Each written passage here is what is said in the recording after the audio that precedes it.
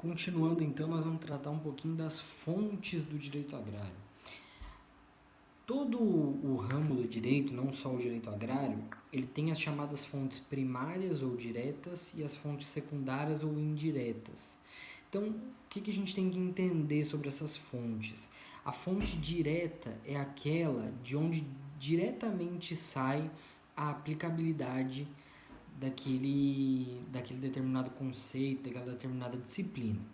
A fonte indireta é aquela que, apesar de não ter força para diretamente impactar nos resultados daquela disciplina, ele gera interpretatividade, gera aplicação para as fontes primárias. Então, quer dizer, da fonte primária, para vocês entenderem um pouco melhor, da fonte primária eu retiro o direito em si. Da fonte secundária eu retiro apoio para o direito. Ou seja, a fonte primária, quando ela muda efetivamente o direito, né? Efetivamente o caso concreto.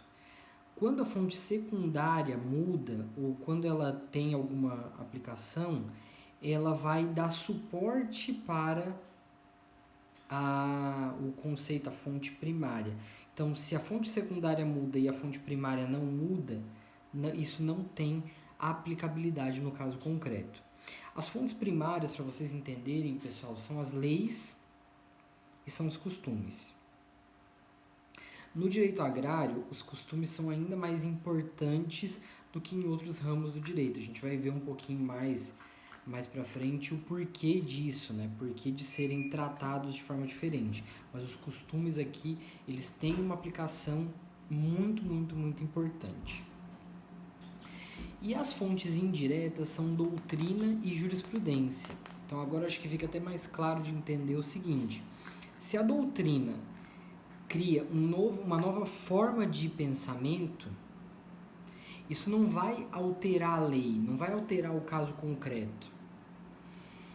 O que pode fazer é a doutrina, com essa nova ideia, dar uma nova aplicabilidade à lei ou aos costumes envolvidos. E aí sim, quando dada essa nova aplicabilidade à lei, aos costumes, aí sim afeta o próprio caso concreto. E é o mesmo caso da jurisprudência. A jurisprudência não se sobrepõe à lei, mas ela dá aplicabilidade à lei, e a partir do momento que essa aplicabilidade é dada, a própria lei acaba não se alterando, mas sendo aplicada de uma forma diferente no caso concreto. Mas eu sempre tenho que entender: doutrina e jurisprudência não mudam a lei. O que muda a lei é processo legislativo. E o que vai alterar o caso concreto é, no final das contas, a lei e a interpretação dela. Depois nós vamos entrar, pessoal, nos princípios do direito agrário. Os princípios sobre os quais se baseia o direito agrário.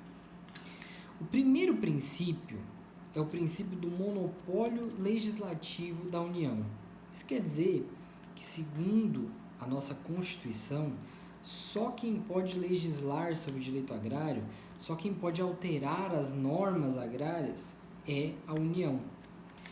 E por que isso é tão importante? Né? Por que os estados não poderiam resolver demandas locais, por exemplo, os municípios e assim por diante?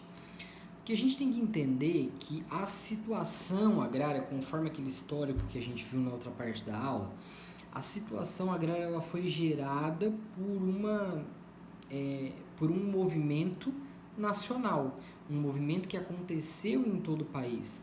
E aí, por conta disso e pelo tamanho da conflituosidade desses assuntos, eu preciso que qualquer solução para essas demandas, qualquer situação que aconteça em território nacional, aconteça de meio uniforme para todo o território nacional.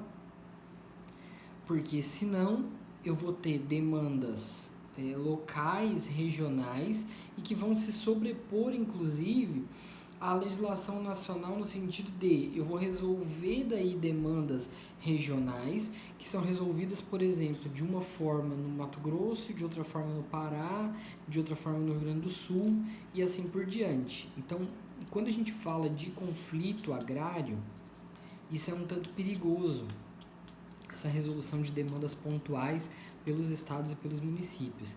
Então, a Constituição Federal, o Constituinte, entendeu que seria necessário deixar a cargo somente da União realizar editar leis e solucionar os conflitos agrários de forma geral. O segundo princípio é que a utilização da terra se sobrepõe ao domínio. Então, olha que interessante. Vamos pensar aqui. Segundo as normas de direito civil, o que mais importa é a propriedade. E o nosso direito civil, sem dúvida nenhuma, privilegiou a propriedade sobre a posse eventualmente.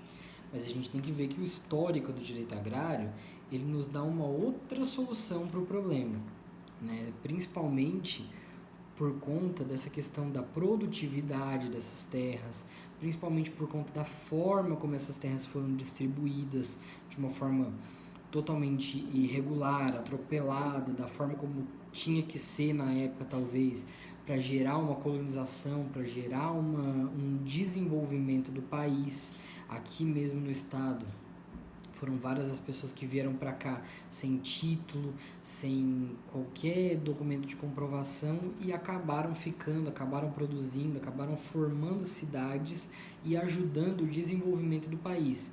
Então, nesse ponto, a gente tem que entender que muitas vezes a posse produtiva ela acaba sendo mais importante do que o título de domínio daquela propriedade.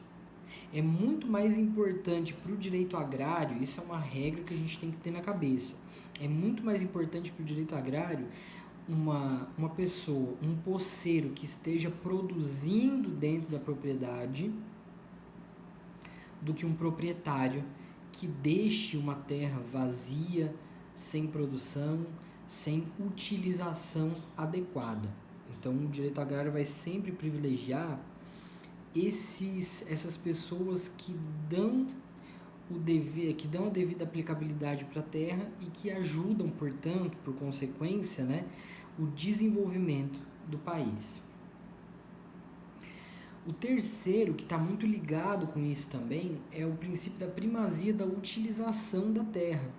Então, nós vamos ver que existem até conceitos dentro do direito agrário, como minifúndio, como latifúndio, que tem relação com a falta de utilização da propriedade e que, por consequência, atingem um princípio constitucional muito forte, que é o princípio da função social da propriedade. Se eu tenho uma propriedade, essa propriedade tem que cumprir a sua função social.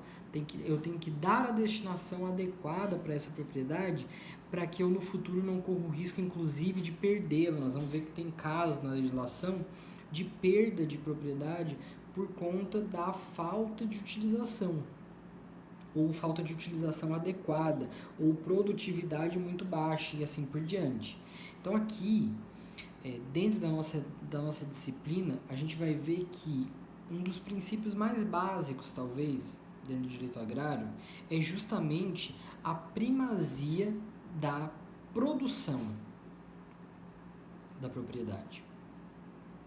Então, eu sempre vou reconhecer aqui dentro do direito agrário aquele cara que, por mais que não tenha, às vezes, um título de proprietário, ele produz dentro da terra.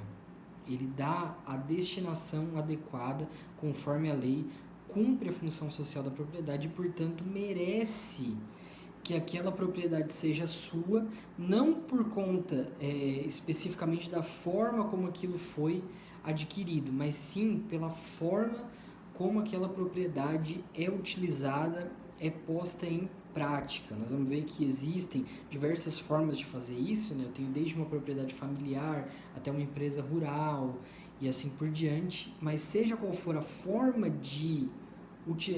a forma de estruturar isso, digamos, o que é mais importante é dar destinação produtiva. Beleza? Continuamos na próxima etapa da aula.